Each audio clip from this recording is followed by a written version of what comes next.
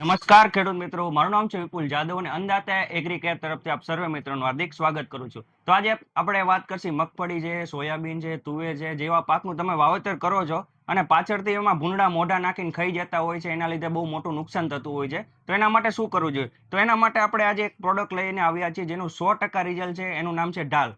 આ દવાનો તમારે ઉપયોગ કરવાનો છે.